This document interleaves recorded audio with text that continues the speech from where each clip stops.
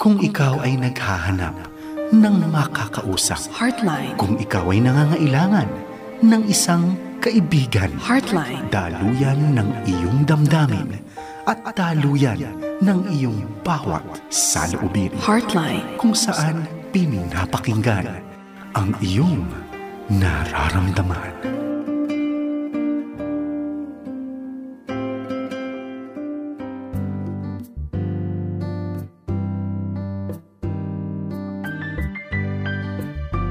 Isang magandang gabi sa ating lahat, mga ka-Heartline. Kami ay nagbabalik, no? If it is Monday, it is Amara Counseling and Training Center Day para sa Heartline Monday edition. Ito po ang inyong Ate May Gomez na madalas ay kahalili ni Pastor Archie, no?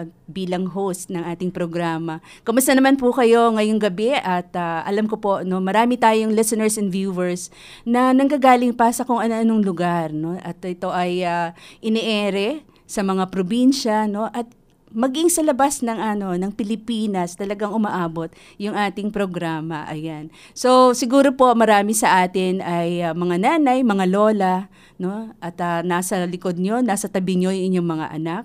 Iba naman po maaring bumabiyahe pauwi or papunta sa kanilang mga trabaho. Ayan. So hello po sa mga drivers, no, yung mga nasa sasakyan pa ngayon, naiipit sa traffic probably, no. Kahit mga ganitong oras, 9:30, ay talagang kumbaga yung traffic mabigat pa rin sa maraming lugar dito sa Kamaynilaan. So, wag niyo po kaming iwan. Samahan niyo kami sa susunod na 1.5 oras ng pagtakbo ng ating programa, ang Heartline Monday edition. So this is Ate May Gomez, no, from Amara Counseling and Training Center, isang licensed counselor. At tuloy nga sa Heartline, marami po tayong mga issues na talagang pinag-uusapan dito at pinipilit na tugunan yung mga problema, no? And for tonight, dahil nga po we try to cater sa mga iba-ibang segment, no, ibang sector ng lipunan, we are trying to discuss tonight, itatry natin, no, yung pag-uusap tungkol sa mga lola. Ayan. So sa mga lola out there, shout out po sa inyo. Mga first time lola yung ating bida ngayong gabi. Ayan. So ito pong topic na ito ay very relevant dahil po alam niyo po yung mga roles ng mga lola, no. Alam niyo, itong katabi ko ay first time lola din. And later on you will know who she is, no. Probably marami sa inyo kilala niyo na talaga siya.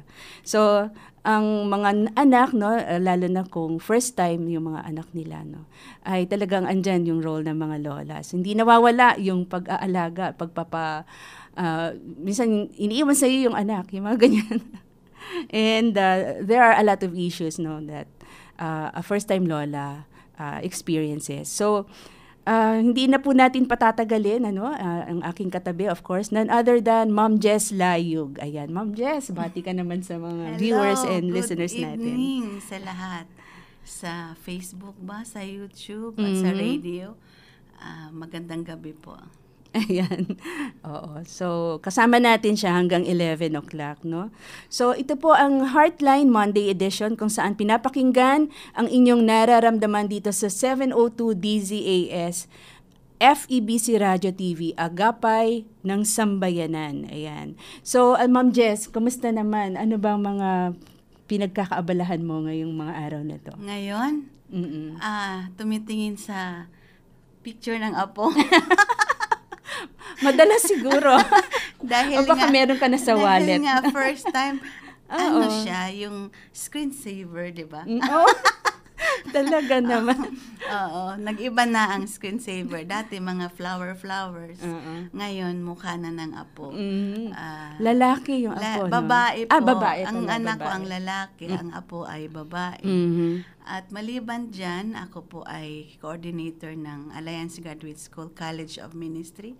Ito po ang college department ng formerly PACT. So sa mga nakikinig sa atin, pwedeng graduate kayo ng PACT, Philippine Alliance College of Theology, or narinig ninyo. So ako po ang coordinator mula nung 2015 hanggang ngayon. wow. Matagal-tagal na rin. Oo, 9 years na. Yeah, 9 years. And ayun, ang trabaho ko po ay utusan.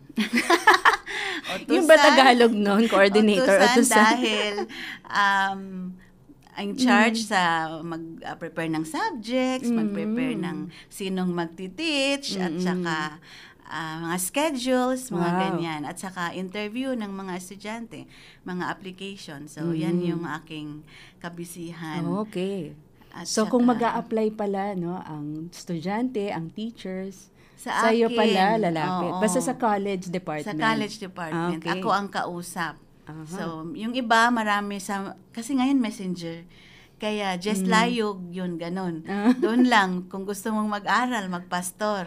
Yan, yung ating mag-message lang. Ang AGS-CM ay nasa Quezon City. Nasa Quezon City, kasama po tayo sa building ng Alliance Graduate School sa 101 Dangay Street, Veterans Village, Quezon City. Ayun. Malapit po sa North SM, EDSA, North EDSA, ayan. At ano ba yung mga courses, Ma'am Jess? Ang courses po natin sa College of Ministry ay Bachelor of Theology in Pastoral Studies, Bachelor of Theology in Christian Education, and then we have the certificate in Church Music, Diploma and Leadership. Ito po yung sa mga music ministers ng church, no, yung mga praise and worship leader, mga instrumentalist. And then ang pinakabago nating certificate ay Certificate in Missions Ministry. So yung mga may puso para sa missionary, mag-missions work like sa local man or abroad, yon nagti-training po tayo. Wow, madami-dami rin palang ino-offer, no, ang AGS-CM. Ayan. So, siguro, bigay mo na lang din yung number ng gusto mo bang ibigay na? Yun yung just layog sa messenger. Sa messenger. Mas siya. Or pwede rin itingnan yung aming AGS-CM or Alliance Graduate School College of Ministry Facebook page. Kasi makikita mo doon yung mga promotion namin, yung posters, kung anong mga updates nandoon. I see. Okay, so just layog sa messenger. Sa messenger. Or sa Facebook. Direct na kay Ma'am Jess. Oo, kasi personal ko, kasi diretso interview eh. Alright. Okay. So, yan po, no, ang ating resource person for this evening. At marami po kaming nakalinya na actually na mga katanungan. Naghihintay ka, Ma'am Jess. So, sana po excited na. Sana po ay nakaantabay lang kayo, no, dito sa Heartline Monday edition. Hatid sa iyo ay 1.5 oras ng usapang puso at counseling. Ayan. So, napapakinggan po tayo via online streaming ng febc.ph at sa atin pong cellphone app, of course, yung FEBC PH stream, kung saang panig man ng mundo ay maaari niyo po kaming pakinggan. Ayan. Kaya Ma'am Jess, minsan nasa Saudi, nasa Canada, New Zealand, nasa US, ayan, nakikinig sila, no? So, shout out po sa mga kasama natin sa production team, no? Si Reggie Villena, yung atin pong RTV team, si Wenmark Balatukan, yung mga broadcast engineers na nasa Bukawi transmitter site. And of course, para po sa inyong mga counseling concerns, magbigay lang po kayo ng mensahe sa ating FB page by typing in 702 DZAS Radio TV. Ayan. At pwede rin mag-message sa mga numbers na ito. So, ready na po yung papel at ballpen. Sa atin pong globe number, 0916-296-6620. At sa mga smart users naman, dalawang numbers, 0999-223-5671 at 0961-784-9351. Ayan. And of course, gusto ko na rin i-promote yung aming counseling center. Siyempre, ang Amara Counseling and Training Center, ang number po namin, ayan, pakisulat po, 0995-203-2231. Ulitin ko po, 0995-203-2231. So, nagpo-provide po kami ng counseling to people of all ages. So, may mga bata kaming clients, teenagers, mga young professionals, married people, and even those na, sabi nga ni Pastor Archie, nasa departure area na daw. Waiting. Ayan. Waiting. Oo, medyo may mga edad. Ayan. So, ang aming address ay number 3 Ligaya Street, Isadora Hills, Barangay Holy Spirit, Quezon City. So, malapit po kami sa Commonwealth Avenue sa Quezon City. Ang amin pong email address for those people na masanay sila sa email, pag i-email, ay amaracenter2015@gmail.com. Again, amaracenter2015@gmail.com. So, bago po natin pasimulan yung pagbabasa ng mga katanungan at pagtugon sa kanila, nais ko muna po syempre bumati, no? Gusto kong batiin yung aking family, si Dan, aking mga anak, si Dustin, si Dea, si Dominic, si Don, si Dre, si Dale. Ang dami, di ba? Aning yung anak ko. Memorize. Paulit-ulit na binabati dito. And of course, yung aking dalawang apo, si Chuck at si Dylan. Hello, sana tulog na sila sa ganitong oras. And yung aking mga manugang, si Hazel at si Kuya Jai. And of course, gusto ko na ring batiin yung anak ko at yung kanya asawa, 10th year anniversary nila. Wow. September 27. Yan. Hi to Happy anniversary. Yeah, Dustin and Hazel. At of course, yung kanilang kasama sa bahay, yung lola, si Maggie. Ayan. Nagpapabati rin si Miss Connie. Ayaw niyang bigay yung apelyido. Miss Connie na lang daw. Nahiya siya. And of course, yung aking mga naging guest recently, si Pastora Bing Oliva, si Pastora Flora Aristotel, and of course, yung aking Tita Veni Ganibe. Yan. Nakilala ni Ma'am Tita pala siya. Tita na lang sabi ko para mas personal. Sister Elvie rin, nakasama niya. Sister Elvie Ignacio. And of course, yung mga taga-Muzang Christian Alliance Church na laging nakikinig sila, Pastor Ted, Pastora Lani Armamento, yung kanilang anak si Zach. And yung mga Bible study group ko, sila Kuya Argel and Lori Ginto, sila Ate Tita, Kat Ponce, Minda, si Ate Ana, si Kuya Balong, si Ate Georgie, si Pastor Kevin, ang aming pastor, si Ate Nenet, si Ate Helen, at si Ate Shirley. Ang dami nila, no? And of course, yung Palmes family, si Kuya Bernie, si Ate Malu, and si Paul, no? Diyan sila sa Cariapay Alliance Christian Church. Batiin ko na rin po yung lagi nakikinig si Kuya Mike at si Ate, aking friend, si Ate Ami Victorio. Ayan. Maging si Ate Mercy Templo Nuevo at si Ate Techi Barbadillo. And yung Kilala ko yung mga yan. Yeah, kilala mo yung mga yan. Sana hindi nila nakalimutan makinig, no? Makikinig sila kasi ikaw yung guest. Sige, sana. And, yung mga taga-Andrew, si Bishop Vic at si Pastora Rowena Vergara. And yung mga kasama ko sa Amara, of course, si Ate Rachel, aming Executive Director, si Miss Marcia, si Kuya Alain, si Archie, and of course, si Kuya Eugene. Ayan. At yung mga kasama namin dyan, si Rika, si Jaja, si Jay, si Ate Hailey, at si Jap Jap. Yan. Haba. Pastora Jess, ikaw na. Pwede ako din? Yeah, sure. Siyempre, unahin ko yung aking sweetheart. Oo, si siyempre Pastor naman. Marvin. Hi, Pastor Marvin. Thank you sa paghatid. Salamat sa paghatid at sa pagsundo mamaya, di ba? And yung aking anak, kasi hinihintay nila na manood din sila at makinig. So, si Vin, Pastor Vin Layog, at si Aika, ang aking magandang daughter-in-law. Wow. And si Baby Ella, ang apo. Ella. Oo, si Ella. And nasa Canada sila. Nasa Canada. Kaya, ano nila ito, umaga doon. Kasi gabi sa atin. Saan sila sa Canada? Sa St. John. St. John, New Brunswick. So, nandoon sila. At ang aking kumare, syempre may kumare ako kasi meron na akong daughter-in-law. So, kumaring Lilian, maraming salamat at nag-aalaga ka din sa ating apo. At sa aking sa school, no, siguro, parang mahiya din ako kung makinig sila sa akin. Pero, i-greet ko na din sila faculty ng AGS-CM, sa staff ng AGS. Hello sa inyo. And mga Alliance Women. Diba? Madami-dami Metro yan. Manila. Throughout Philippines. Yeah. At syempre, ang aking nanay din, i-greet ko siya sa Surigao. Nasa Surigao. 82 years old na ang mother ko. Wow. And then mga kapatid ko, bago lang kami nag-reunion doon sa Surigao, 2 weeks ago. So nagkita ay. So sa mga friends na lang lahat and mga taga-subaybay. Ako rin ay taga-subaybay ng Heartline. Diba? Mula noong college. Mula noon hanggang ngayon. Yes. So, I appreciate and nasaya ako actually nung sinabi mo dahil, yung pinapakinggan ko noon, so magi-guest ako. Wow, what a privilege, di ba? So, praise the Lord in ito. And so, magandang gabi po sa lahat. Ayan. Anyway, kung may nakalimutan ka, Ma'am Jess, baka pwede ka mag-part 2, mamaya, baka may maalala ka.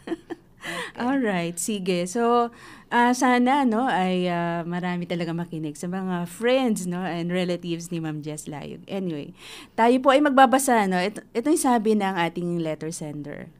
Hello po, Heartline. Gusto ko lang pong maglabas ng sama ng loob. Naku, masama yung loob niya, Ma'am Jess. Lagot. Lagot tayo. Simula pa lang, I am 57, now a grandmother. Okay, so first time to. My daughter-in-law recently gave birth to a child. Maingat po ako sa sarili kong anak. And so hands-on po akong nanay hanggang nag-asawa na nga po itong uniko iho namin at 37. Okay. So, isa lang anak niya, no? So, 37 na nag-asawa. Oo, 37 nag-asawa. Late, no? That was 2 years ago. Okay. Pinatira na lang po namin sila dito since malaki ang bahay. At wala kaming kasama. But because of my great love talaga for my son, na-extend ito, of course, sa apo ko. And I couldn't help but to give them unsolicited advices na minsan po, I feel na minamasama lalo na ng daughter-in-law ko. How can I make them understand me and just let me share in taking good care of my apo? Mahirap po kasi that I see a lot of things they shouldn't be doing as first-time parents. Wow. Ayan, nako, Ma'am Jess. So, ano gagawin natin dito? Okay.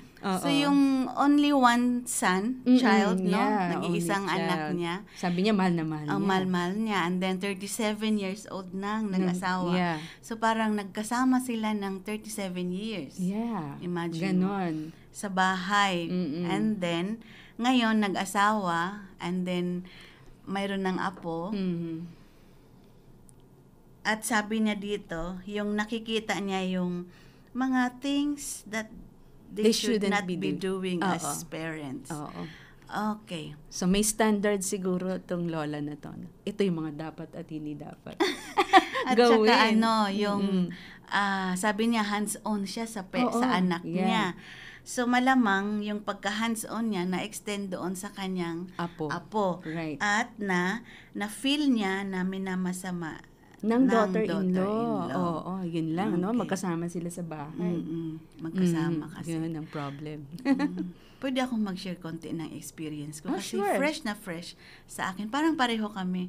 Kasi 2 years ago, no, nag-asawa. Hindi ko alam kung hindi niya na-mention, no, kung ilang taon na yung, or ilang months na yung apo. Hindi Speaking from experience, parang may tendency talaga akong sabihin kung ano ang dapat gawin. Kasi para bang as a lola, yung nakita mo, para bang, although pareho kami, nag-iisang lalaki, ang anak namin. Oo nga. Diba? So, ang hindi lang kapareho namin ay hindi kami magkasama. Dahil malayo yung anak ko. Pero nung nandoon kami, dahil bago lang din kami doon, di ba? Magkasama kami for 3 weeks. Nung pumunta ka ng Canada? Yes, nung last month. So parang pwedeng, and even ngayon na malayo kami, tas video call or kasi anything pinapadala sa Messenger, di ba? Mga videos, mga ganyan. So minsan parang may gusto kang, ay teka, wag ganun. Yung may ganong tendency. Pero, ang maganda kasi sa akin, kahit nag-umpisa pa lang sabi ng anak ko na mag-asawa na sila, ginagawa kong aware talaga, or nire-remind ko ang sarili ko na hindi ako dapat makikialam ng sobrang pakialam. So, di ba sabi, parang mayroon pa rin pakialam, pero hindi sobrang pakialam na dapat may boundary. So ito rin yung nakita ko, at kahit na as marriage counselor, di ba? Na hindi lang sa experience natin, kundi sa experience ng iba. Na mayroon talaga dapat boundary, mayroong limits. May limits. Ang grandparents. Kahit na gaano ka gusto natin na yung style natin ang gawin, i-acknowledge natin na meron din siyang style. Kasi lumaki din siya sa isang mama. So, pwede yung ginagawa niya ngayon ay style ng mama niya. Pwede. Diba? So, yun yung nakita niya. So, yun yung gawin niya sa anak niya. And pwedeng magkaiba ang style namin ng kumari ko. Tama. Pero, hindi pwedeng ipasok ko yung style ko dahil yun ang gusto ko. Alam mo, may tendency, bago lang nakita ko, may earrings na. Si baby. Si Ella. Si Ella, di ba? 5 months. Nung nandun kami, na-mention na niya na gusto na niyang, ano kaya kung palagyan niya ng earrings nga si baby habang baby pa. So, syempre, ang lola mama ang tawag. At sa aking husband ay lolo papa. So, sabi ng lolo papa at lola mama, baka ang sakit niya, baka may magkasakit or gano'n. Pero, hindi hanggang ganon lang tayo hanggang ganyan lang may sabi. And then, nung the other week talaga, nakita ko na pinost, galing lang sila doon sa mall. At may earrings na si baby Ella. So, ang tendency, sabi ko, wow, congratulations, my baby. Talagang babae na siya kasi manipis ang buhok niya. So, parang, yun din ang purpose niya na lagyan ng earrings kasi may nagtatanong, lalaki ba siya? O babae, ganon. So, andun yung lola, tendency na, bakit mo kaagad di ba, may gano'n, nasa isipan na. Pero, dahil nga sabi ko, I make it a point na conscious ako, na hindi ako sobrang, So, ang nagawa ni lola mama, wow, congratulations, baby Ella, may earrings ka na. Pero later on, sabi niya, ingat lang, prepare, baka mag-fever. Yun lang. Prepare ka, baka mag-fever sa reaction. At hanggang doon lang. Hanggang doon lang. Hindi na pwede yung diba?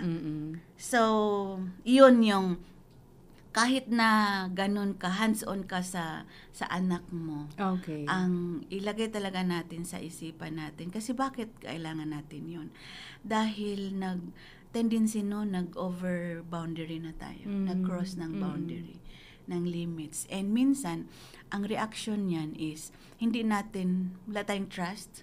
Yeah. Pwede tayong i-interpret na wala tayong trust sa kanya na may alam din siya. Diba? Yeah. So, to avoid, kasi ang diba, sabi na niya dito na feel ko na minamasama.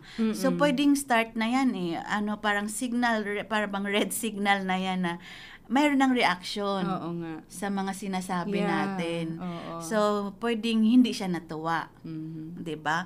Kasi, imagine mo, Miss May, yung magkasama kayo sa bahay. Mahirap, di ba? Hindi ko alam kung magkasama kayo ng in-law mo. Before, oo. So, pero ganun din, I make it a point na hindi ako masyadong lumalagpas sa boundary ko bilang mother-in-law at lola. Oo, kasi ako, di ba from the very beginning tayo din nag-umpisa mayroong in-laws. Oo, totoo yan. We know how it feels like, di ba? Na ikaw ay pinapanguna. Oo, di ba? Mahirap, masakit din. Yes, andun yung love. Sabi nga, gustuhan ko yung may naririnig ako sa ibang mga lolo at lola na. Ang lolo at lola dapat ay spoiler lang sila. Hindi sila ang mag-discipline. Bahala ang parents mag-discipline. Minsan nakakatawa siya, pero minsan may truth. Kasi para wag mong pakialaman paano sila mag-discipline. Okay. Kasi giving them the trust and the confidence na since pumasok sila dyan sa responsibility na yan, dapat alam nila ano ang gagawa nila. Siguro, Ma'am Jess, what is needed is yung nagbibigay ka ng advice, lalo na kung nagtatanong. But not to tell them what to do, what not to do. Kung nagtanong. Kung minsan nagtanong. hindi nagtatanong. Oo. Kaya nga pwede kang pwede kang mag-advise pero not to force them na ito yung dapat mong gawin. Pwede mag-suggest. Mag-suggest yan. Yeah. Exactly, suggestion. Mas maganda mag-suggest. Oo.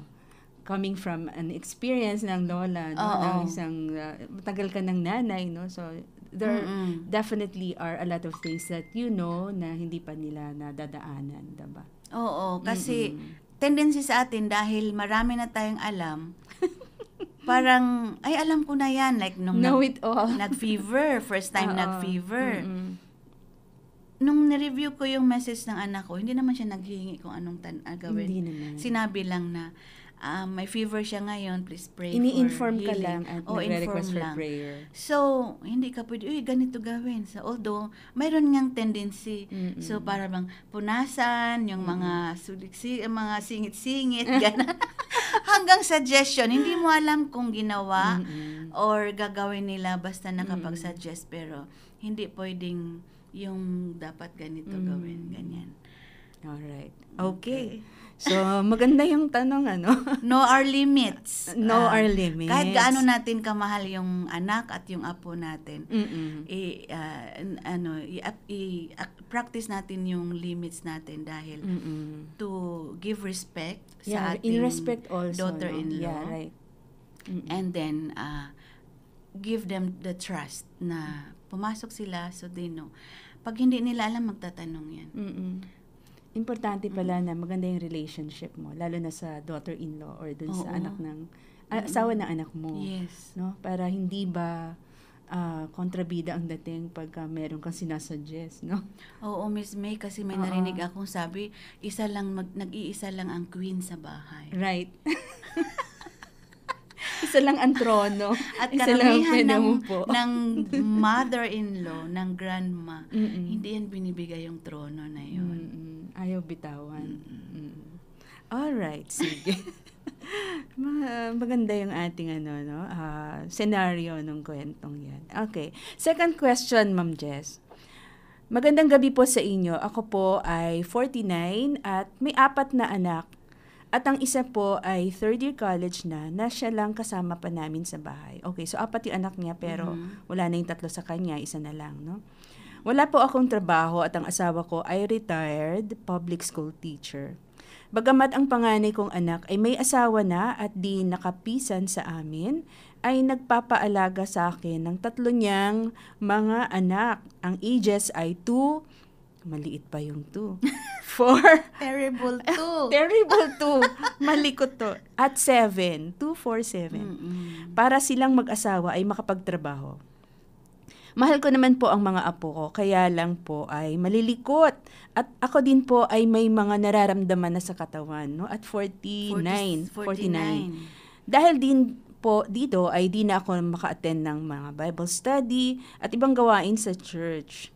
Di ko naman po sila matanggihan, itong mag-asawa, no? Dahil di po sila makakapagtrabahong lalo at pare-pareho kaming mahihirapan. Ang mag-asawa din po ang sumasagot ng bill sa kuryente, tubig, maintenance naming mag-asawa at mga expenses ng mga anak nila. So, nabubugnot po ako at napapalo ko na sila madalas. Aray ko. Aray ko. Nagiging dahilan para mag-away kami ng lolo nila. Ayan. Siguro si lolo nasasaktan pag nakikitang pinapalo ni lola yung mga apo. So, ano pong dapat kong gawin? Yan. Ano ang Real dapat talk gawin? to. Real talk. Oo. Maraming ganito, Ma'am Jess. Yeah, dahil siguro sabi nga niya, practicality na rin, no? Na sila ang tumutulong sa gastusin sa bahay.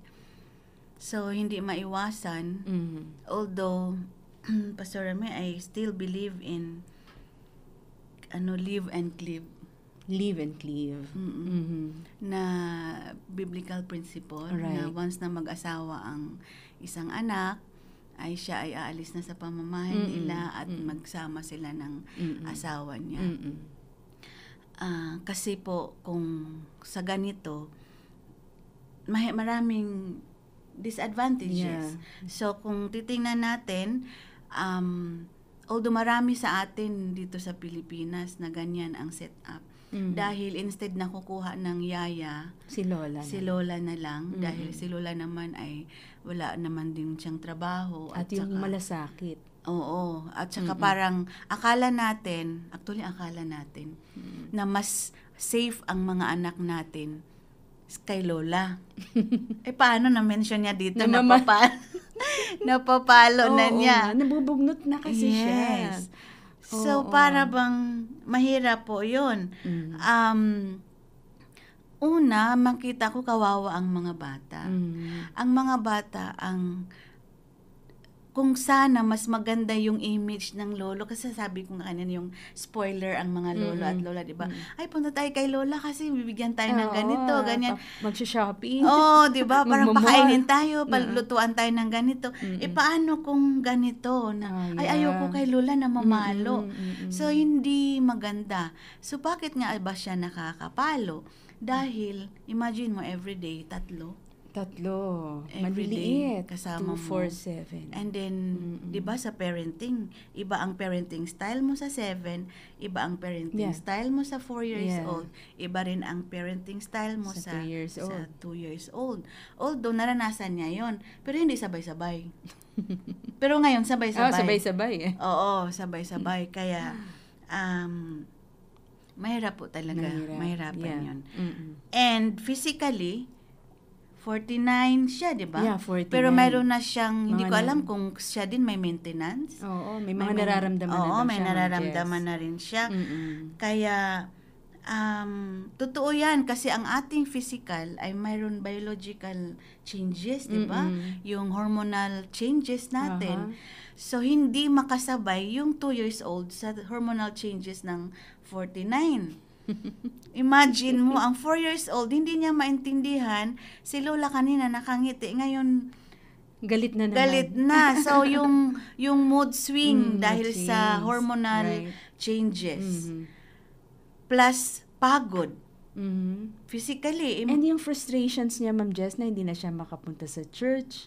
Samantalang Bible yung mga study. Na-mention niya ba dito? Yeah, hindi na siya nakaka-attend. Oo, diba? Samantalang yung mga ka-sister, andoon siya, wala. Nagbabantay ng apo. Oo. Diba? So that is something, no, that really frustrates a person, Oo. And thank you, no, kapatid, sa pag-share. Sa pag-share nito dahil hindi lang, sa tingin ko, hindi lang ikaw, hindi lang mag-isa siya. Marami sila. Pero dahil nandito to at sabi niya ano ang gagawin, so meron tayong sasabihin. Meron. Kung pwede lang. Marami na tayong nasabi pero kailangan natin may sabihin. Sabi niya kasi ano pong dapat kong gawin. Ano ang dapat niyang gawin. Alam mo, Ma'am Jess, we have to, I think nasabi mo na rin na kasi yung yung factor na sila ay sumasagot ng mga bills. Definitely, andun yung expectation from her na babantayan niya yung mga anak kasi may nagbabayad ng kuryente, kung ano ng bills, even the maintenance ng mag-asawa, diba? So, kasama yun, na kaya parang kahit ayaw man niya, pwede niyang iwan sa lolo, kaso expectation ng mga anak na si lolo din mag-change mood din yun. Feeling ko mas kasi retired public teacher. So, mas retired na siya, mas iba din ang changes ng pangangatawan niya.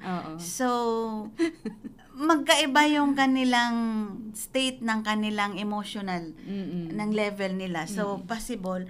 Ang mahulog talaga dito, ang kawawa ang mga bata. Kaya ano ang pwede natin gawin?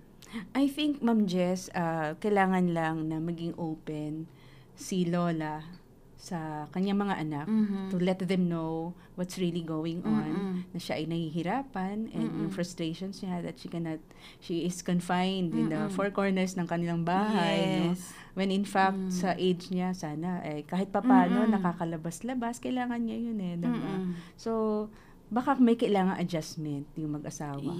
If ever malaman lang nila yung totoong kondisyon at yung nararamdaman ng kanilang nanay, diba? So, okay lang yun siya for pwedeng a month, pero kung mag 1 year na, parang baka kaya ito umabot na sa nasasaktanan niya.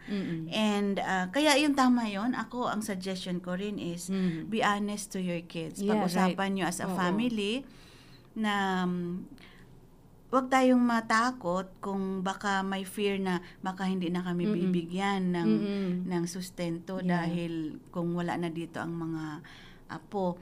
Pero I suggest para for the sake of the kids na hindi maging traumatic ang kanilang pagstay sa lolo at lola. Right. So I suggest na pag-usapan nila pamilya, kausapin yung anak niya at yung daughter-in-law, magiging honest sila na ganito yung sitwasyon natin at ganito yung sitwasyon namin, kaysa naman uuwi yung para bang lalaki yung mga anak na, ay si lola ayoko. Yung, traumatized. Oo, matotrauma. Traumatized yung mga bata. So, be honest to your kids at let yung parents nila magpag-usapan kung ano ang baka may mga adjustments needed to be done. Pwede magawa. Yeah. Alright.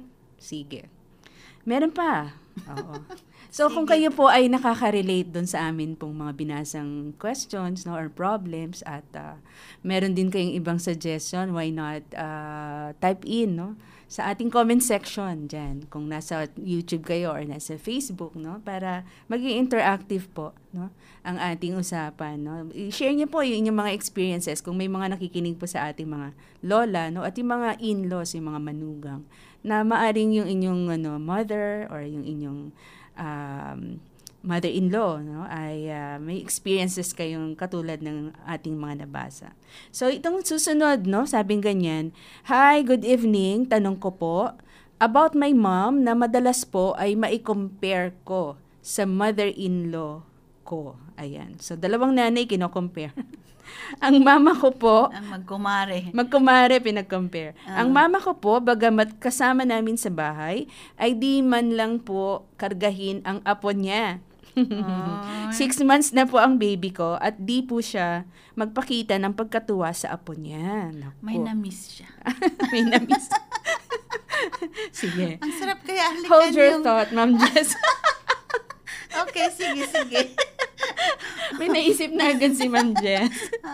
Minsan nga po ay naiirita siya pag umiiyak ang baby ko. Di ko maiwasang makompare sa mommy ng husband ko na pag hiniram ang apo niya ay parang ayaw na pong isoli. Only child po ako at lumaki po ako sa yaya dahil parehong busy sa negosyo noon ang parents ko. Samantalang malaki ang family ng husband ko pero solid po silang mag-anak. Nakakatampo lang po na unang apo niya parang nung simula lang po siya nagpakita ng pagkatuwa sa bata. Hinahanap ko po yung pagmamahal na di niya ganon pinadama sa akin at sana ay ipadama niya sa kanyang apo. Ayun. Okay. So, minsan masakit na nakikita mo na parang walang affection masyado yung mama mo sa iyong baby. Pero hindi ko ma-imagine. Hindi mo ma-imagine. Pero sige, imagine natin. Pala, no? Isipin natin. Sige so, lang. mag-isa siyang anak, pero hindi siya lumaki masyado. Ibig sabihin, yung emotional attachment nila ay hindi ganun hindi masyadong ka-strong. na-develop. Kasi sa yaya siya at yung mama niya busy sa business. Sa business nila. Yeah. So, may absent sa emotional attachment. Right. Okay. Right. And then, pero ang husband, ang family ng husband ay strong family attached sila. Yeah. Although malaki silang family pero connected, connected sa bawat sila. isa. And then she's expecting, ina-expect niya na ang mama niya ay hindi magawa sa kanya, ay gawin babawi sa. Sana bumawi sa kanyang Pero alam mo, hindi yun magawa. Hindi. Kasi hindi nga niya nagawa sa anak eh. So, paano niya gawin doon sa apo? Wala kayang thinking na babawi na lang ako sa apo ko pagka hindi na ako busy. Hindi na siya busy. Yun nga hindi na siya busy. Hindi na siya busy. Or wala na talaga siyang wala na siyang affection sa mga bata. Or mayroon din akong nakita dito, pwedeng feeling ng, kasi di ba sabi niya nung umpisa magiliw siya or na-enjoy niya. Na-excite siya na may baby. Mayroon na akong tinitingnan na other side ba na baka mayroon ding jealousy. Pwede, Feeling no? na nawalan siya ng anak. Mhm. Kasi yung anak, na busy na sa kanyang anak. So, para bang, hindi natin alam, baka ito yung time na yung mama, na may na-miss siyang something. Na may kurot. Oh, yeah. So, that's another aspect. Oo. Na May pwedeng kurot tingnan. sa kanya dahil makita niya yung anak niya, enjoy yung anak niya, yung apo. Tapos, siya na-realize niya na wala akong ganun. So, hindi natin alam, pwedeng deep within sa emosyon ng mama niya, baka may struggle. Na hindi niya lang alam papaano Na-express. papakita. So, yun yung other, aside from yung kanina sabi ko One na, possibility kung bakit ganon. yeah, pwedeng hindi siya makabigay ng pagmamahal na yun dahil hindi nga niya nagawa sa anak niya, di ba? Parang wala siyang ganon. Wala. Or on the other hand, the other extreme is pwedeng mayroong kirot. Both? Dahil pwedeng hindi ko yun nagawa. Tapos ngayon, nakikita niyang ginagawa mo sa apo niya at namimiss ka niya. So parang pwedeng Ay, nagsiselos. Selos sa apo. Selos sa apo. Bakit mo pagsilosan yung apo? Pero possible, no? Kasi naiirata siya pag umiiyak yung bata. So, Kasi, yung attention ng anak niya nandun sa baby. yung priority niya, wala na sa mama niya. Doon na sa anak. Oo. Pero alam mo, Miss May, ito pa rin ay bunga ng dahil magkasama sila. Oh, yeah. So, nakita sila every day, every evening. Kaya sabi mo nga, very important yung live and live, no? Kailangan nakabukod ka talaga, lalo na kung kahit na nagsisimula, no? Oo, kasi syempre, kunting iyak ng bata, narinig mo. So, pwedeng, ang inisip ng mama is, wag niya kaagad puntahan kasi baka ma-spoil yung bata. Pero sa atin, ano ba yan? Bakit mo pinapabayaan umiiyak? Di ba yung ganun? Parang akala natin pinapabayaan, pero mayroon siyang purpose doon. Bakit hindi niya agad kinuha? Di ba? So, mga ganon. Pwedeng may mga factors na ganyan. So, ang suggestion ko is, mas kilala mo ang mama mo. Mas kilala mo kung ano yung mayroong mga pagkukulang before sa kanya. Pwedeng may mga issues, pwede rin issues sa in-law di ba? Oh, yeah. Sa husband niya. Kasi siya ang anak, di ba? Yung babae. Yung babae. So pwedeng, di ba, minsan makikita natin, narinig natin, ayaw sa son-in-law. So parang, dahil ayaw sa son-in-law, so parang hindi na rin love ang apo. Di ba may mga ganyang... Meron namang yung anak ay, yung lola, gusto niya yung napangasawa, kaya close siya sa mga apo. Yes, oo. So ayaw niya yung napangasawa, parang baka sana hindi tayo nagchika, no? Yung parang gumagawa ng kwento. Pero we are just trying to look at possible, mga possibilities. Kasi nga yung kwento naman is ano lang sa ganitong kwento, no? Wala tayong background. So, limited yung information. So, pwedeng isang possibility is, hindi niya masyado gusto yung son-in-law, kaya hindi niya masyado sa apo. So, again, mas kapatid, kilala mo yung mama mo, so pwedeng pag-usapan kung ano ang nangyayari, pwede naman tayo maging honest sa mama. Ma, nakita ko parang hindi mo masyado gusto. Ikarga mo nga ito, ma. Ikaw muna. Yung mga ganon, yung i-try mong hayaan siyang paglaruan yung anak mo. 6 months pa lang, no? Oo, 6 months. So, parang yung apo ko. Talaga, diba? 6 months. Siguro pagka medyo may mga pabibo na yung baby, baka mas cute na at later on, siya na yung kukuha sa apo niya. No? Oo. Kasi ito parang wala pa, hindi pa masyadong nagre-respond tong bata. So, pag-uusapan nila, and then para mas maintindihan niya, kasi mahirap kung hindi pa sila nag-usap, mahulog sa nag-a-assume siya. Nag-assume siya na, and then ang mangyayari diyan kung hayaan niya lang ganyan, katagalan malayo siya emotionally sa mama niya. Kasi sabi niya, 'di ba, nako-compare niya sa mother-in-law na halos ayaw bitawan yung apo. So baka aabot sa point na sila ng mama niya ang hindi magkaintindihan. So mas maganda usap lang. Saan banda? Ano nangyari? Or siguro, Ma'am Jess, pwede rin kaya to lower the expectation sa mama Pwede niya. din. Diba, no, na, kasi she cannot really compare people. Dahil iba yung pinanggalingan ng mother-in-law niya, iba yung pinanggalingan ng nanay niya. Diba? Kung forever siya mag-expect na dapat kinakarga niya, dapat mahal niya, dapat hinihiram niya din lagi. Hindi diba? Iba. Tsaka yung na-mention niya na yung hindi niya nagawa sa akin, dapat gawin niya. Oo, yan. That's another expectation. Yeah, that's another expectation. Na hindi natin alam kung mangyayari ba yun. Oo nga, kasi sabi ko nga, papaano niya gawin sa apo, hindi nga niya nagawa sa anak. So, wala siyang ganon. Oo. Diba? Baka ma-manage niya yung expectations niya sa kanyang nanay. Alright. So, ang ganda ng kwentuhan natin. Mga lola, yan, yung mga nakikinig sa ating mga lola dyan. I'm sure mas marami silang kwento. Oo, isulat nyo, i-share ninyo sa ating comment section.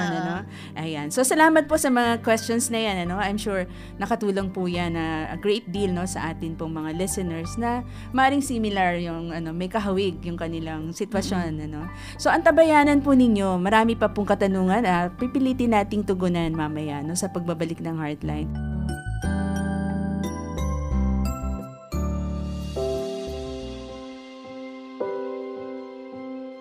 Ano ba ang sinasabi ng Biblia tungkol sa pagpapakasal? Una muna, it is our firm belief that we need to uphold the original intent of God for marriage, the family, and for our nation. We disagree with any effort that would abbreviate them. We need to affirm God's biblical design for a man and a woman, and thus we must uphold the biblical teaching. So we are very strong in this, that marriage is instituted by God, and that is between man and a woman. The scripture states in Proverbs chapter 14 verse 34, righteousness exalts a nation, but sin is a disgrace to any people. Ang tinig ni Bishop Noel Pantoja ng Philippine Council of Evangelical Churches. Para sa mas malalim na kaalaman sa panuntunan ng Biblia sa usaping ito, bisitahin ang website ng Philippine Council of Evangelical Churches. Sumasahing papawid mula sa Maynila. Ito ang Far East Broadcasting Company Philippines. FEBC. Himpilang 702 DZAM. Agapay ng Sambayanan. Kasapi sa KBP, kapisanan ng mga broadcaster ng Pilipinas. Heartline, kung saan pinapakinggan ang iyong nararamdaman.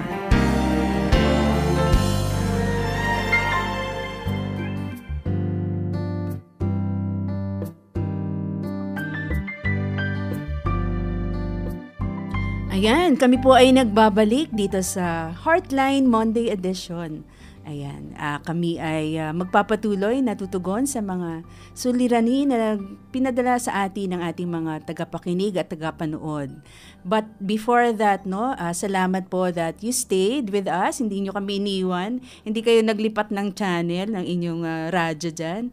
At nais po naming bigyan pa ng oras na i-promote po yung aming paghingi ng suporta sa ating transmitter, sa tulong po ng Diyos kasi, sa inyo ding suporta, 76 years na po nating naibabahagi yung tamang impormasyon at ang mabuting balita ng Panginoon. So, mahalagang elemento ng broadcast, yung transmitter. Sa ngayon po ay tumatakbo na ito sa loob ng mahigit 25 taon. Kaya naman, kailangan na po itong palitan. Sabi ni Pastor Archie, palatable. Ayan.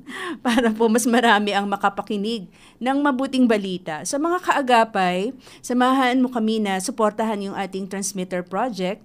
Ang tawag dito ay Transmitting Signal, Transforming Lives. So, ipaalam na inyong donasyon ay para sa ating transmitter project ng 702 DZAS sa pamamagitan ng pag-message sa Facebook page ng 702 DZAS-FEBC Radio o mag-text or tumawag sa number na ito, 0916-296-6620.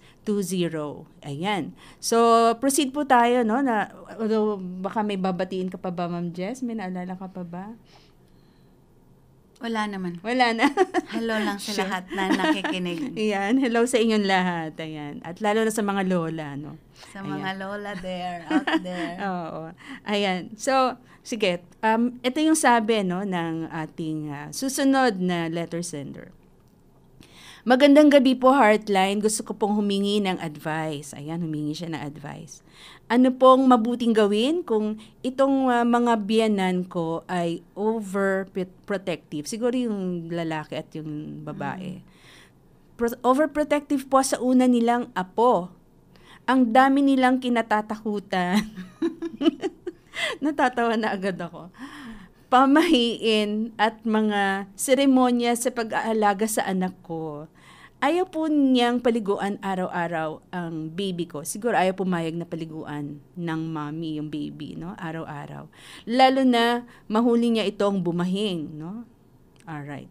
Gusto pong ipatawas pag may sakit, pinapalawayan para hindi mausog, mga bagay na labag po sa paniniwala ko. Ayan, sabi ng nanay. Ayaw naman po akong ipagtanggol ng asawa ko. Malapit na po kaming palayasin kasi hindi po ako sumusunod. Oo. Palayasin ka talaga. Palayasin. Baka po kailangan na lang naming makontentong umupa sa maliit na apartment o kwarto na kaya ng budget namin. Masyado lang pong takot ang asawa ko sa mga magulang niya. Ayun. So, medyo yung asawa din problem kasi hindi niya kakampi. Or kakampi niya kaya lang hindi siya maipagtanggol. Sige, Ma'am Jess. So, karamihan talaga ng yung lalaki ang anak nandoon bukod ay nakasama sa parents, no? Oo. Hindi pa kaya siguro, no? Another issue, no, ng magkasama sa bahay. Na marami palang issues talaga, no, pag magkasama. Yes. At saka parang part sa Filipino culture culture talaga. Para bang dagdagan lang yung pwede pa sa isang kwarto, yung mga ganon. Minsan in-extend ng konti yung garahe, ginagawang kwarto. Kasi para dito lang kayo, mga ganong Pero, hindi natin nakita ang disadvantages. Actually, itong na-mention niya, kung usually sa mga premarital counseling, di ba? Napapag-usapan na yung mga belief system, mga styles ng family, ng culture, di ba? Pagdiscipline. At kahit na yung mga kagaya nito, magkaiba siguro ito sila ng faith.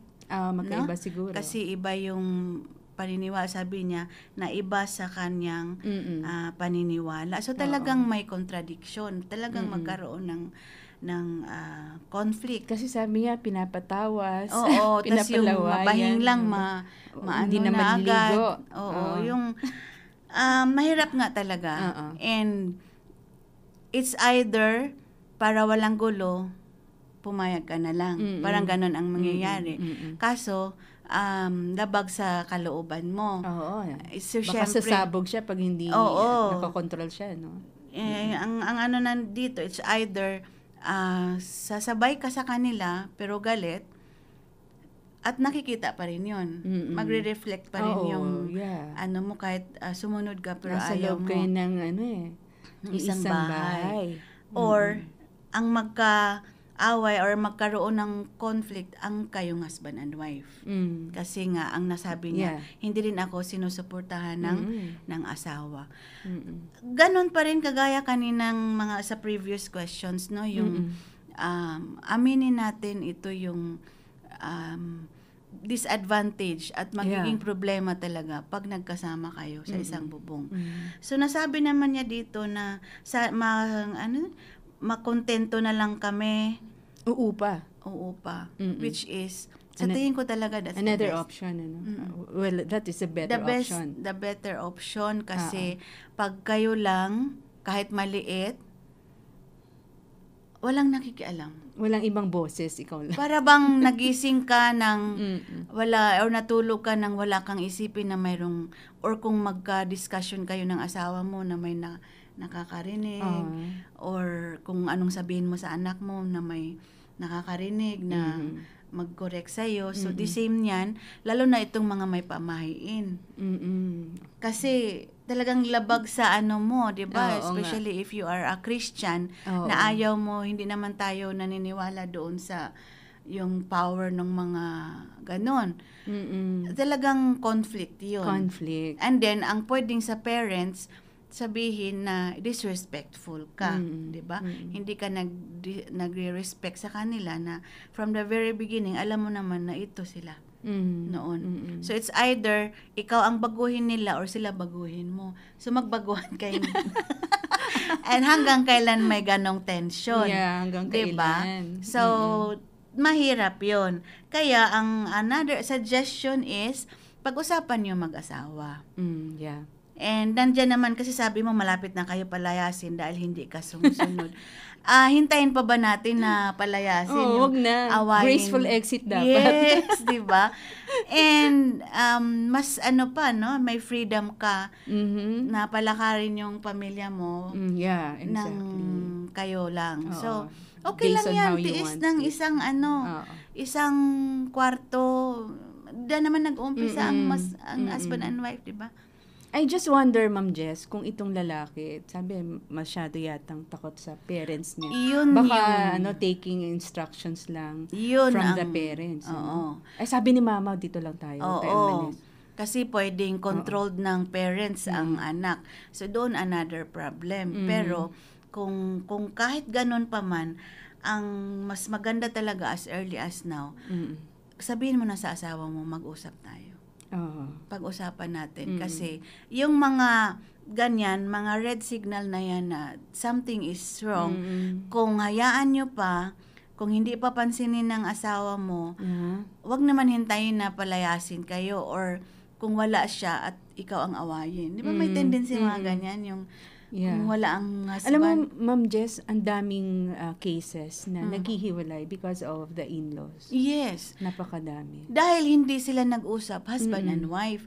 And then, dependent it's either husband or ang anak, kung sinong nakakaangat, kung kaninong bahay yon, sila ang parang may authority. Yeah, yun nga. Kaya ang suggestion talaga, and the biblical principle is very true na and may wisdom. Right. May wisdom dahil i-avoid kayo ng mga ng boundary, nagko-cross ng boundary. At isa na ito. So talagang magiging struggle ito kung hindi nila mapag-usapan agad.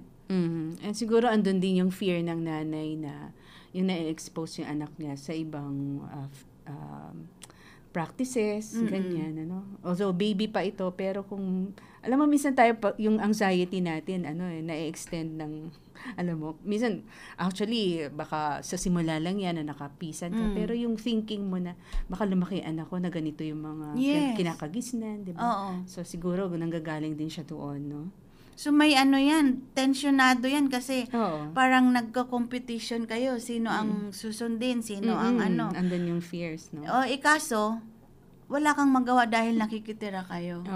At hindi siya mapagtanggol ng asawa niya. At hindi siya mapagtanggol. So, alam nyo, ang isang struggle ng wife, kung ang asawa niya ay mas pinapakinggan ang mother kaysa wife. Sa wife. Kaya that's the sad part at na mahirap harapin. Kaya mas maganda talaga na pag-usapan ninyo and pwede man kung hindi kaya ng kayong dalawa for counseling. Yeah. Ask for a counselor, marriage counselor kasi ang marriage counselor siya ang help sa'yo na maintindihan or mag-explain doon sa husband mo.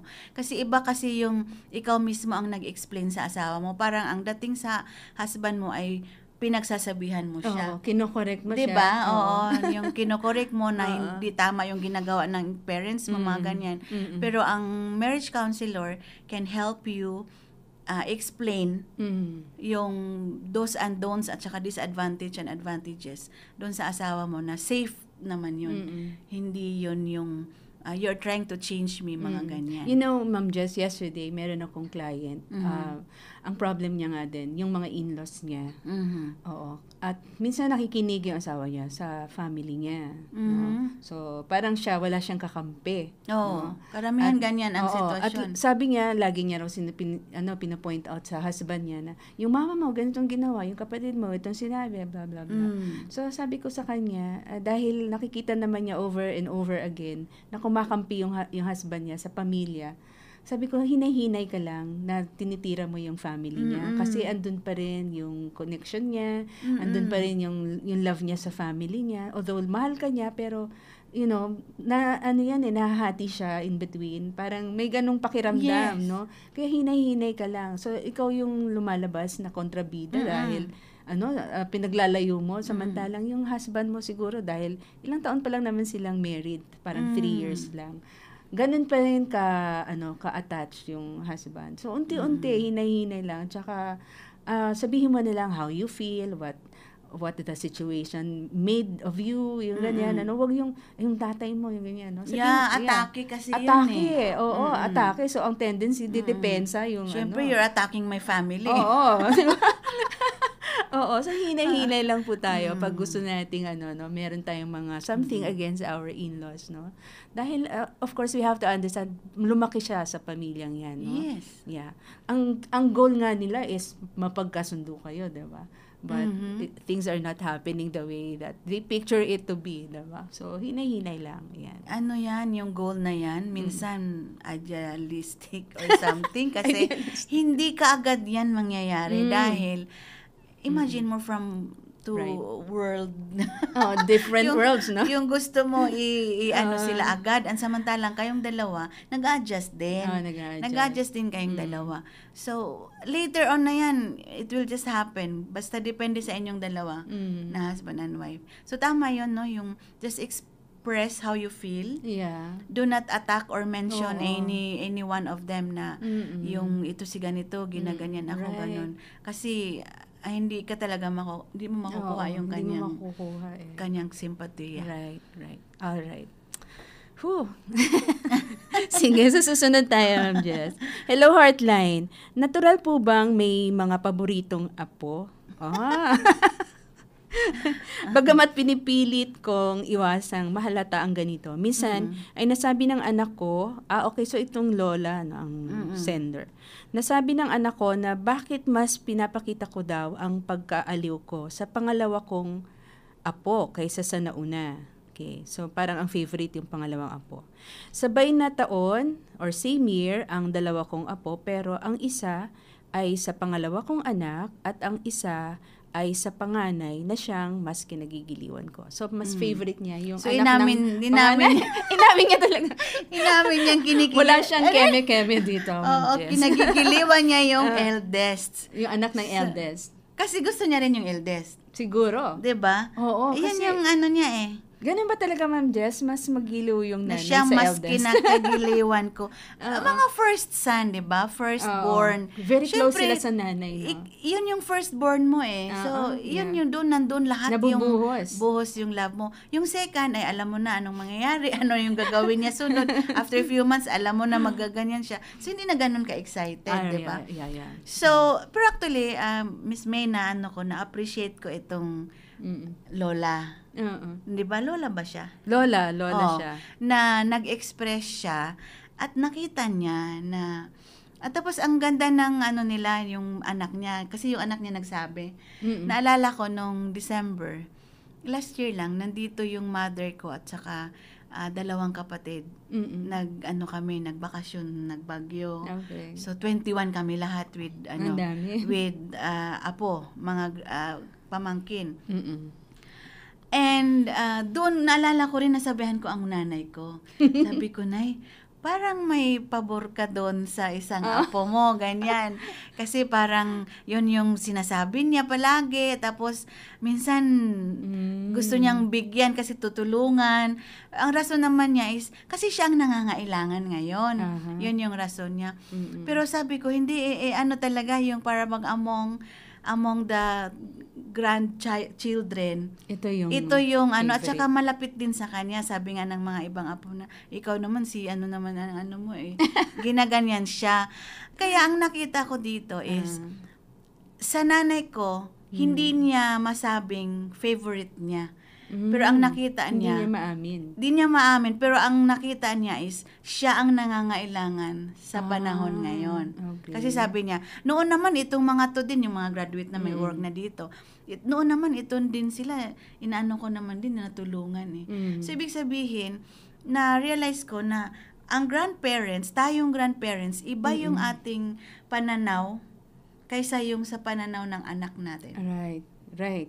Sa tingin ng anak natin or ng apo natin ay nag-favoritism tayo. Pero maliban mayroon talaga iba, may nanag. Hindi natin may iba talaga na obvious yung kanilang pagka-favorite. Pero sa ganitong case niya, so gusto ko lang maintindihan ng anak niya na tingnan niya sa other side ba na pwedeng iba yung tingin niya sa anak at sa dalawang apo. May rason pala. May rason siya kung bakit ito. And then plus yun nga yung hindi mo mahiwalay kung love mo yung anak.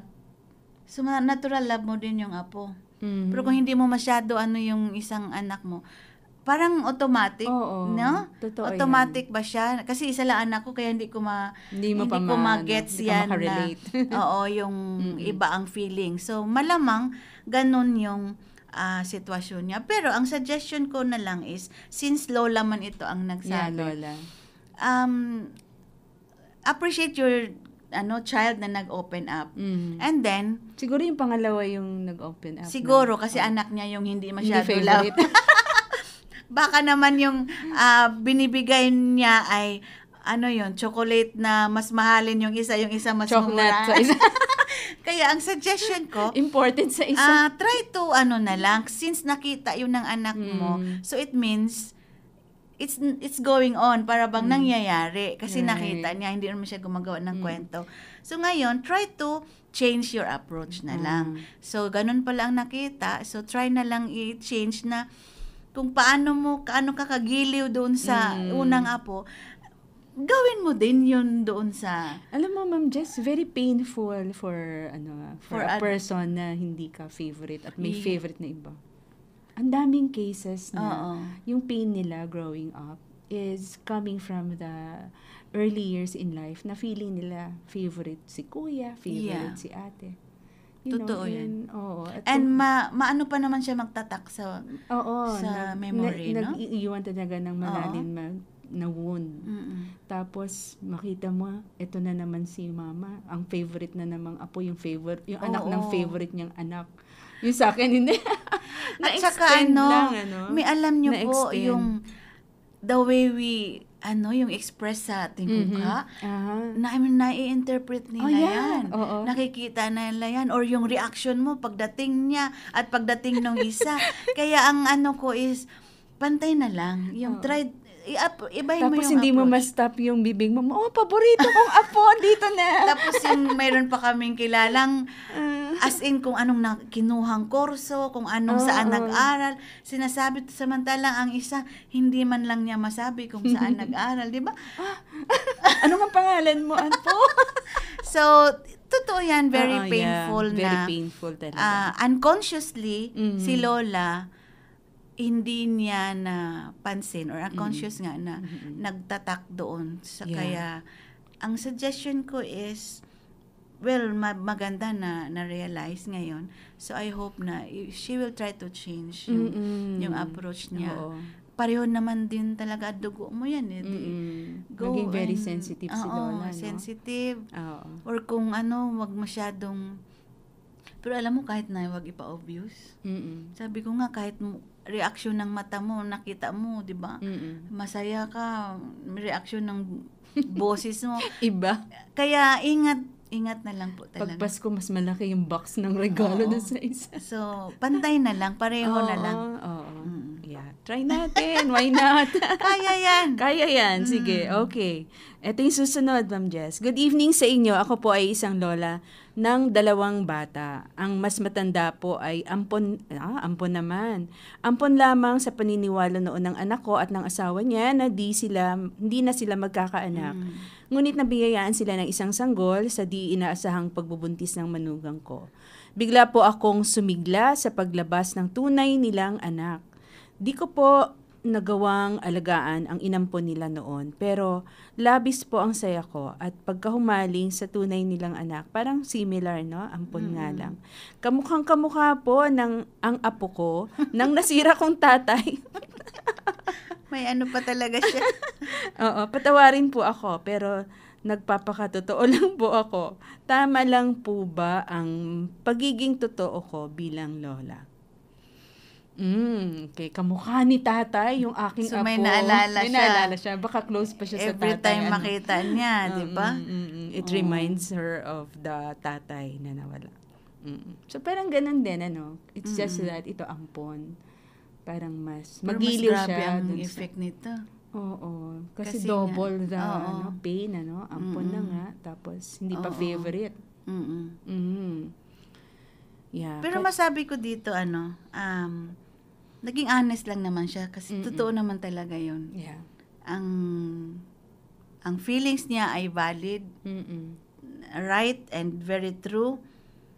Yun lang, paano siya makikitungo. Doon tayo magkaano kasi unang-una, nag-decide sila sa family na i-adapt siya. Oo. So once na i-adapt mo na itong bata na to, sa inyo na yan. So, di ba, consider na as your own. Right. Kaya i-treat mo as your own. Oo eh. Otherwise, you might be causing more harm dun sa bata, no? So, hindi naman niya ginustong ampunin siya. So, hindi natin sinabi na mali yung naramdaman. Very true. Kasi talaga naman, di ba, blessing Blood yun. Blood is thicker than water. Yes. But how you relate to this, especially itong sa adopted child. So, ang suggestion ko is, ganun din yung paano tayo naging masaya doon sa apo, sa anak, sa kadugo. Ganun din. Kasi once na nag-decide kayo na i-adapt nyo, kadugo, ano mo na yan. Oo. Embrace mo na as your embrace own. mo na siya. Oo. Kaya sana wag iparamdam na, ay ano ka lang. Kasi that's very painful. Para bang gusto kong sabihin, ba't kinuha nyo pa siya? Kung ganun lang ang iparamdam sa kanya. Oo. So, sana wag na lang, hindi na lang. So, since nandyan na, so, better yet, ano na talaga. Embrace the truth na she or he is part of the family. Wag nang isipin kung kadugo ba or hindi. Pantay-pantay na lang, no? Walang ampon, walang totoong anak. Okay. So, nararamdaman talaga yan, ano? Ay, oo. Oo, nakikita. Sabi mo nga, Ma'am Jess, sa minsan, mukha. sa mukha pa lang, ano, yung biglang nagliwanag yung mukha mo na dumating yung paborito mong apo. Makikita yan. Kaya, tapos dadating yung, yung hindi mo paborito. Ano oras kayo uuwi? Pinapauwi na agad. Alright, sige. Isang question pa siguro, Ma'am Jess, no? May time pa tayo. Kamusta po kayo? Ayan, mabuti naman po kami ni Ma'am Jess. Masaya kaming dalawa dito. Tanong ko lang po, ano pong magandang gawin sa biyenan ko dahil lalo pong lumaki ang paggasta nila simula nang lumabas. Itong baby namin na una nilang apo. Oh, wow. Sana all, no? Sobrang na-excite din po sila nang nagpakasal kami ng nag-iisa nilang anak. May kaya po sila at halos allowance lang namin ang expenses naming mag-asawa dahil... Ay, sana all nga talaga. Oo nga. Dahil sagot po nila lahat. Nako talaga. Kaya po, di nag-e-effort ang husband ko pag na magkatrabaho sa mga times na nawawalan siya ng work. Good lang po bang i-enjoy ang privileges na ito. Minsan po gusto kong bumuko dahil sabi ng mother ko, di ito magandang makasanayan. May mga privileges all expenses paid. Yeah. Maganda naman yun. Para bang gusto kong sabihin, i-enjoy mo. Pero, While it lasts. enjoyment na yan, may hangganan. And actually, tama yung mother niya. Yeah. Na hindi magandang makasanayan. Masanay, oo. Kasi, pwedeng, di ba mag-edad talaga ang parents? Hindi naman forever. Hindi nandyan forever. yan. So, paano kung, dahil hindi natutong tumayo sa sarili yung husband, dahil nag-dependent, hindi niya nararamdaman na kung wala ng gatas yung anak. Di ba parang gano'n na, never niya na-experience. Oo, wala na tayong bigas bukas. Sabihin mo kayo, mama. Sabihin nilang kaagad, mama, wala ng gatas, mga ganyan. So, papaano yun pag wala na yung parents niya at hindi nasana yung husband niyang mag-isip ng responsibility niya. Diba? So, struggle niya yun. Silang dalawa. Actually, siya ang mahirapan doon. Kaya, yun din, no? So, ang ano natin is, tama po talaga yung magbukod. Bubukod talaga. No matter how difficult it may be. Magsimula, no? Oo. And then, yung malaking bahay, pwede naman yun i-enjoy pa din eh. Diba? Pwede naman once a month doon kayo. Diba? Mag-overnight. Mag-sleepover, no? Diba? Sa mga parents. Oo, sa parents. And then, enjoy yung free meals. Oo. Pero not may pabaon everyday. si Lola. Oo, diba?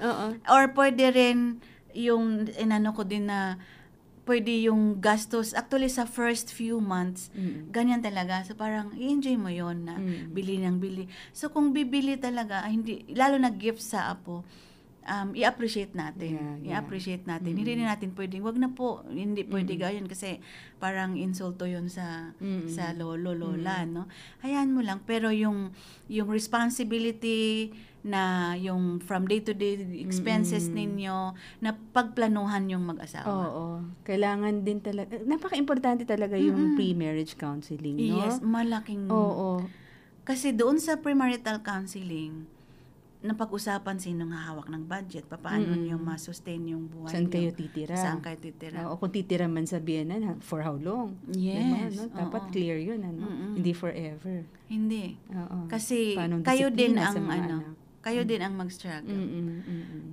It's either masanay kayong dalawa, masanay ka na rin, ma-enjoy mo yun. And then yun na nga ang sabi ko, at the end of the day, yung sinong na develop yung responsibility, yung sense of responsibility. Yung parents, yung husband niya, hindi kasi dependent. So yung husband mo pwedeng hindi niya masyado ma-feel yung kulang yung budget namin, kulang yung ano. And ito yung maraming nagkakaproblema din na nag-i-enjoy lang yung husband, parang single life. Oo nga, no? Kasi, anyway, andyan naman sila mama. Tinitingnan naman sila. Na-enjoy later on, hindi na siya uuwi ng maaga. Yung mga ganyan, kasi nag-i-enjoy dahil wala, hindi siya concerned. So, ito rin ang ano natin na try to pag-usapan ninyo, husband and wife, na maganda naman, i-appreciate nyo. Appreciate nyo yung ginagawa ng in-laws. Right. And thank them. Talagang i-appreciate sila and i-commend yung kanilang love to help. Right. Pero for your own family to stand strong na lifetime. 'Di ba? Kasi kayo na lang so makatayo kayo ng sarili na as early stage ng married life nila na nakakatayo sila. Right. At na-develop yung kanilang working relationship. Alam mo, Ma'am Jess, minsan yung mga lola, nanggagaling sila sa fears na baka pag hindi nila tinulungan yung anak nila, baka hindi kayanin, baka magutom, baka maghirap, no? Minsan ganun ang thinking. Kaya extended yung help. Yeah, pero pwede naman yun. Thank you po. Pwede pa rin po kayo mag-help sa amin. Pwede pa rin kayo magbigay kahit nakabukod kami. And then, ang suggestion ko, yung bigay nila, i-save nyo sa anak nyo. Diba? Ibangko. Right. Para, to sabihin naman ng in-laws, hindi kaya namin kahit college niya.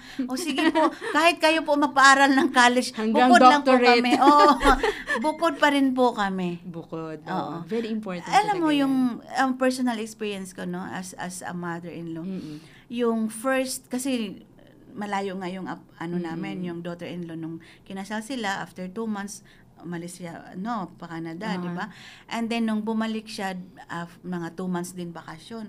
So, yung 2 months na magkasama kami, alam mo yun, yung pagising mo, nandyan siya, tas patulog kayo, nandyan kayo, yung pagkain, nakikita mo maliliit na yung maliliit na sitwasyon, mabagay. Parang gusto mong punahin. Oo, yung mga ganon, na yung noon, ang gusto mong punahin yung anak mo lang na matagal lumabas ng kwarto. Ngayon, 2 na sila. Di ba parang, paano kaya mahirap, kung tagal, di ba? Tapos, ikaw nagluluto doon. Every day. Although, yung iba naman, they love to do it talaga. Pero, ang akin doon is, you're not teaching your kids kasi na matuto sila. Like, nung bumisita kami ng Canada. So, syempre, visitor kami doon. So, hindi ako doon sa kitchen. Although, ang anak ko, ikaw naman kasi namimiss niya yung luto. Di ba? Alam niyang nung sinabi niya, ikaw naman, di ako. Pero sabi ko, turuan niyo ako. Hindi ko alam to. Mga ganyan. Pero, nandoon pa rin siya. Yung daughter-in-law ko. Tinatanong ko, ginaganyan. So, at least na-observe ko na yung kanilang paano sila kumilos sa bahay. And minsan sabi ko, ayoko yung may mga nakatakip na naiwan na mga hindi na ubos, di ba? Sa kanila kasi malamig, minsan hindi na kailangan i-ref. Dito kasi hindi na papanis. No? Imagine mo yung isda na nag-fishing kami. Yung anak ko nakakuha, si Marvin hindi.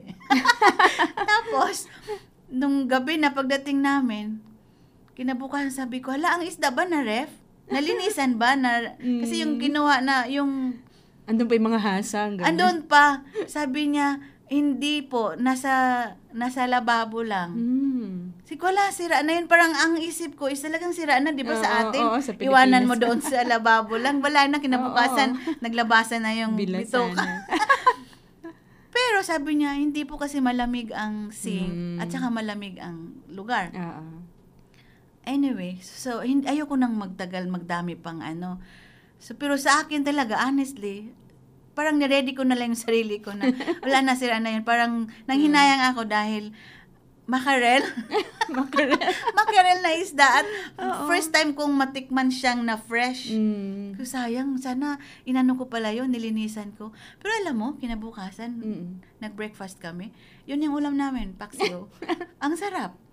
So, ibig sabihin, yung bang example na i-trust ko dapat yung daughter-in-law ko. Wag ko siyang i-judge na ganito, ganyan. Kasi, sabi niya, hindi po kasi, ibig sabihin, naranasan na niya yon na iniwan niya lang doon kasi malamig yung sink, naka-plastic lang, at malamig ang panahon, malamig ang lugar nila, at talagang fresh. Totoo, pa rin siya. Nung kinain namin, so ako, parang inano ko yung aking,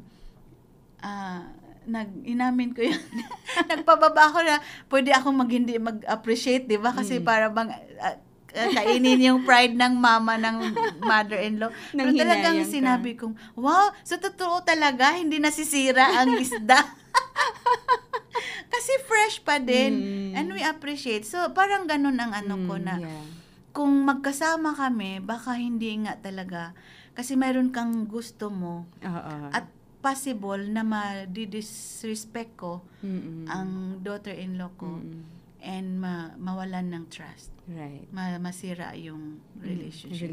At pwedeng hindi masira yung relationship namin, pero silang dalawa ng asawa niya. Yeah. Pwedeng totoo yan. sila ang magka-conflict. At kami ng anak ko. Di ba? Alam mo yun yung parang yung triangle na Kaya, ganun kapatid. Mas maganda talagang. At saka alam mo yung hirap sa atin yung mag-release. Kasi we love him, we love them, at gusto kong makita paano silang, hindi. Kasi ibig sabihin, yun yung, it's to parang satisfy yourself. Hindi ka nagbigay ng freedom sa kanila. Kung sino ang nasaya doon, na nandyan lang sila, ikaw lang. Sila hindi. Oo, totoo yan. Kaya ang suggestion talaga natin sa mga lolo at lola na kagaya namin na although first time at few, pa lang ako, pero ang dami ko nang na-learn. Yeah. And there will be more. There will be more. And plus sa ating mga experiences sa counseling, no? Na to have a good and happy life na mag-in-laws. You're right.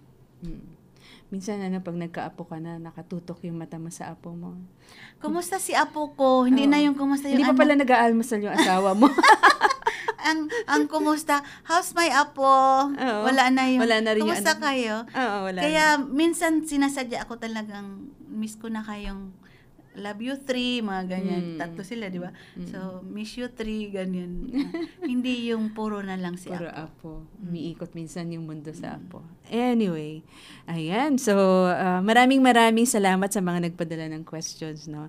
And we are truly thankful, no, sa ministry na ito dahil alam namin marami pong nakarelate, marami pong naka-resonate sa mga experiences ng ating mga letter senders, no? And alam niyo po, hindi natin matatawaran yung naaabot, no, ng ating ministry, no, na maraming lola, I'm sure ngayon ay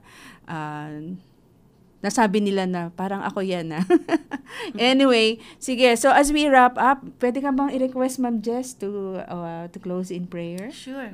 Okay, sige. Pero before ako mag-pray, thank you so much. Oh, yeah. For this opportunity. Thank you din, Ma'am Jess, syempre. Sa uulitin. Na excited ako at mayroon din konting kaba. Kasi first time, di ba? Oo nga. Pero natuwa ako na I have this privilege.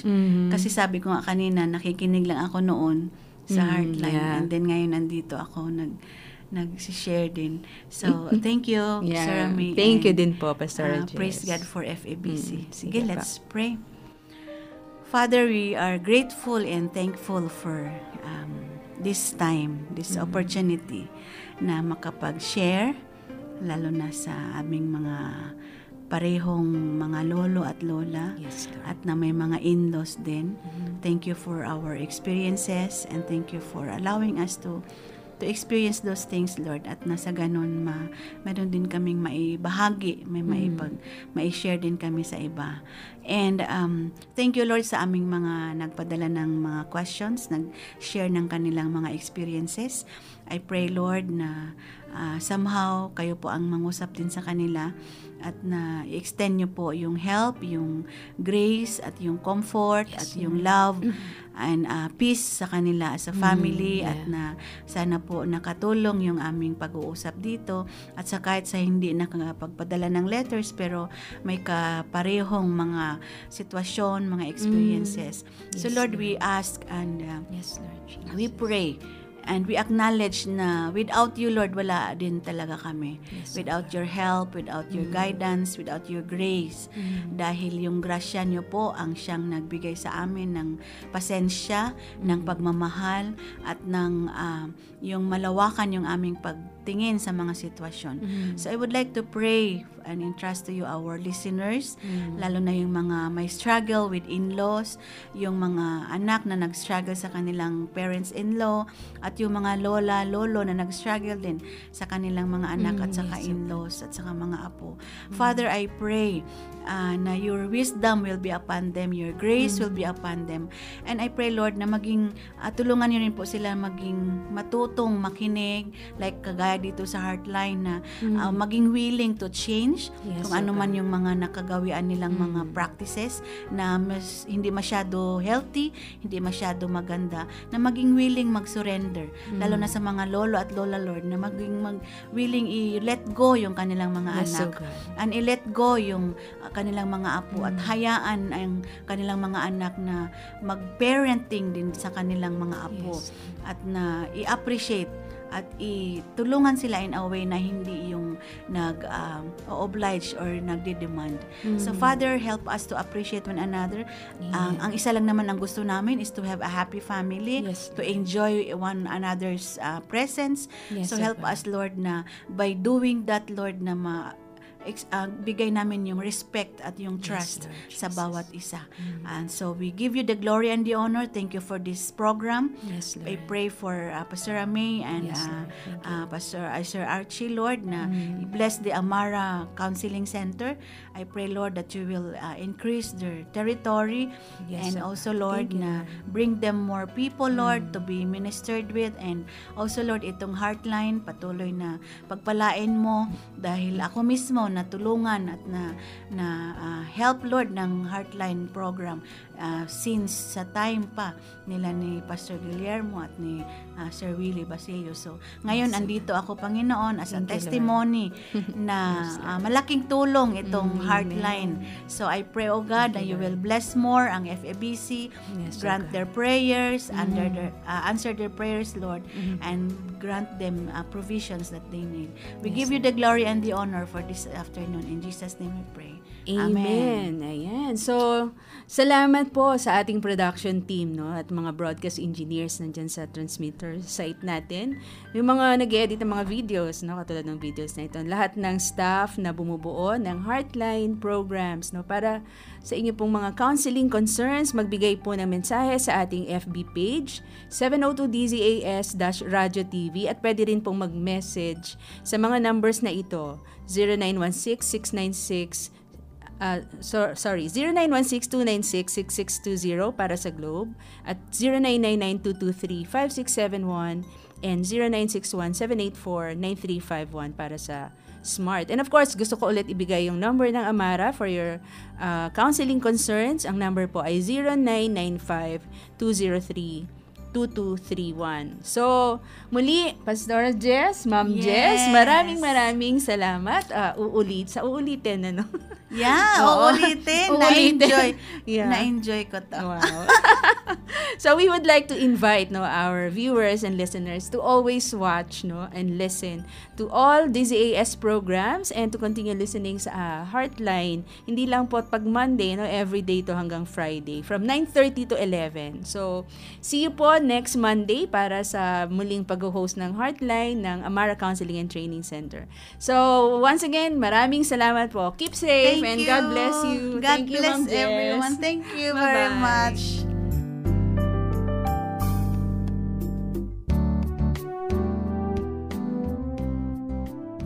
Heartline, kung saan pinapakinggan ang iyong nararamdaman.